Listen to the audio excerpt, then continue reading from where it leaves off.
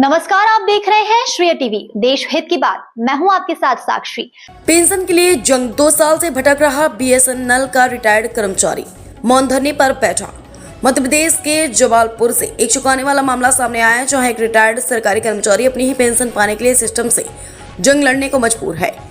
BSNL telecom factory से सेवानिवृत्त विजय पाटमा ने विभाग पर उपेक्षा और मानसिक प्रताड़ना के गंभीर आरोप लगाए। कई दिनों तक काली पट्टी बांधकर विरोध जताने के बाद अब वे मौन धरने पर बैठ गए हैं। सरकारी दफ्तरों की बाबूशाही और फाइलों के जाल में एक आम कर्मचारी किस तरह उलझ जाता है, इसकी तस्वीर जबलपुर में साफ दिखाई दे रही है। धरनास्थल पर लगे बैनर पर लिखा है वंदे मातरम और पेंशन उपेक्षा तथा अन्य सेवा स्वत्वों हेतु मौन धरना प्रदर्शन। विजय पाटमा जो बीएसएनएल टेलीकॉम फैक्ट्री से रिटायर हुए हैं, उनका आरोप है कि पिछले 2 सालों से वे अपने प्रोविजनल पेंशन के लिए दर-दर की ठोकरें खा रहे हैं। उन्होंने स्थानीय से लेकर सर्कल और सेंट्रल स्तर तक कई बार अपनी बात रखी, लेकिन हर बार सिर्फ आश्वासन ही मिला। पीड़ित कर्मचारी का कहना है कि विभाग के अधिकारी यह कहकर गुमराह कर रहे हैं कि उन्होंने पेंशन फॉर्म जमा किए, जबकि उनका दावा है कि 24 जुलाई 2024 को ही सभी जरूरी दस्तावेज जमा कर दिए गए थे। इस देरी के कारण उनकी आर्थिक स्थिति लगातार खराब होती जा रही है और वे मजबूर होकर आंदोलन की राह पर है। आइए सुनते हैं प्रदर्शनकारी विजय पाटमा ने क्या कहा। जबलपुर से रिपोर्टर बीएल रजक की खास रिपोर्ट। तो काली पट्टी बांध के बैठे थे मौन में, और आज मौन क्या समझ? मेरा पेंशन से रिलेटेड मामला है। 2 वर्ष हो गए मुझे बीएसएनएल टेलीकॉम फैक्ट्री से रिटायर हुए, और रिटायरमेंट के पश्चात मैं लगातार डिपार्टमेंट, अपने विभागीय स्थानीय स्तर पर और सेंट्रल लेवल तक, सर्किल लेवल तक मैंने अपनी बातों को पत्रों के माध्यम से पहुंचाया। अंत में मुझे बाध्य होकर एक 23/10 को मैंने एक पत्र डिपार्टमेंट को दिया कि मैंने आने वाले समय में यदि मेरी पेंशन डिसाइड नहीं होती है, क्योंकि डिसाइड पेंशन प्रोविजनल पेंशन को लेकर रहा, क्योंकि सीजीआईटी में मेरा मामला एक लंबित है, तो मैंने एक प्रोविजनल पेंशन की डिमांड डिपार्टमेंट सामने रख दी। लेकिन साल भर बाद डिपार्टमेंट ने मुझे आश्वस्त किया कुछ पत्रों के माध्यम से कि आपकी प्रोविजनल पेंशन का आदेश स्वीकृत किया जाना है, इसके लिए आप ये पत्र फुलफिल करें। तो मैंने डिपार्टमेंट को अवगत किया कि आपके सामने मैंने दिनांक 24/7/24 को जो पत्र आपने हमसे मांगे हैं, इस पत्र के माध्यम से वह आपके सामने हमने 24/7/24 को प्रस्तुत किए हैं। उसको लेकर डिपार्टमेंट ने और सीसीए पेंशन भोपाल ने मुझे 3-4 पत्रों के माध्यम से अवगत किया इन लोगों ने कि आपका प्रोविजनल पेंशन स्थायी आदेश के स्वीकृत किया जाना है, जिसके लिए आप ये पत्र दें।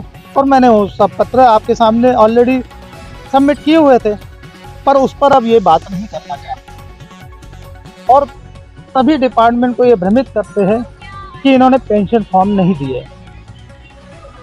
आवश्यक दस्तावेज जो थे वो हमने मूल रूप से जमा कर दिए थे, और उसके बावजूद ये आज भी वही बात रिपीट करते हैं कि आप पेंशन फॉर्म नहीं जमा कर रहे हैं। जिन दस्तावेजों की बात की गई वो आपको किस माध्यम से बीएसएनएल टीएफ कार्यालय में जमा हुए थे, और बीएसएनएल टीएफ कार्यालय में जमा करने के बाद मैंने ये बात उनके सामने लाई है, बार-बार लाई है, अनेक आवेदन के माध्यम से लाई है, लेकिन उस पर बात न करें। और दूसरी बात इसमें ये है कि जो सबऑर्डिनेट अथॉरिटी होता है, डिपार्टमेंट उच्च अधिकारी के इनको सौंप देता है, और जिनको हमने जिनके खिलाफ हमने कंप्लेंट दी है, जिन्होंने हमको पत्र दिए हैं इस बाबत, उस पर गौर नहीं करते और उन्हीं से रिप्लाई दिलवा देते हैं। तो बात वहीं के वहीं रह जाती है, और इसीलिए मैं 2 साल से संघर्ष करते आ रहा हूँ। और आज आर्थिक स्थिति 2019 से इन्होंने हमारी खराब करके रखी हुई है, क्योंकि जो मामले हमारे कोर्ट में लगे उसके भी ऑर्डर इन्होंने गलत पास किए, गलत अथॉरिटी के द्वारा पास किए, नियमबद्ध नहीं है। आप उच्च अधिकारियों में किनको दोषी मानते हैं कि कहाँ चूक हो रही है आपकी पेंशन को लेकर? वहाँ मिस्टर यादव जी है, वो उनका ही पूरा जो टीम है उनकी बैठी हुई एडमिनिस्ट्रेशन में, वो उन्हीं को सर्वाइव करती है, और उन्हीं को लेकर वो जैसा चाहे कर्मचारी को दबाव बनाते हैं, जैसा चाहे उस व्यक्तिगत रूप से परेशान करते हैं, इस तरीके से। हालांकि वो पीछे से अपना काम करते हैं, सामने कोई और आके अपना पत्र व्यवहार करते हैं। मैं विजय पाटमा से टेलीकॉम फैक्ट्री BSNL में रिटायर हूँ 30/4/24 को। आज 2 साल हो रहे हैं। दूसरा, मैं आप लोग यहाँ उपस्थित हुए धन्यवाद कर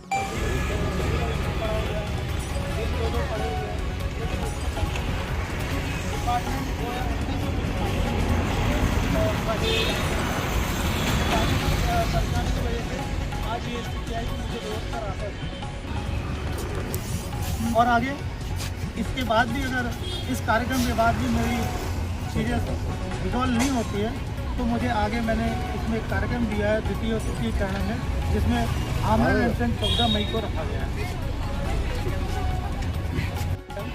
धरना मौन प्रदर्शन एक ब्लैक पट्टी बांधकर। उसके बाद एक कार्यक्रम था जिला दंडाधिकारी कलेक्टर ऑफिस में मौन कार्यक्रम, वो भी किसी के सामने नहीं, मैंने फिर कलेक्टर के सामने एक मौन प्रोग्राम किया था।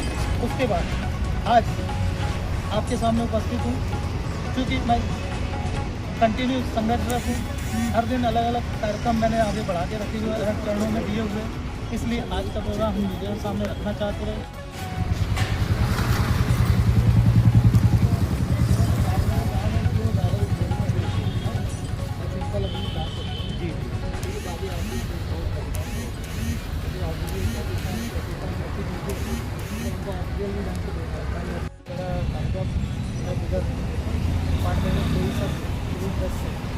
डिपार्टमेंट को अवगत कराते आ रहा हूँ। तो उसके बाद हमने 17 को एक पब्लिक समझ सारणी तो कार्यक्रम दिया था, जिसमें मेरा प्रोविजनल पेंशन को लेकर मेरा 2 साल की डिमांड चल रहा है, क्योंकि मेरा एक मामला कोर्ट में CBIT में लंबित है और वो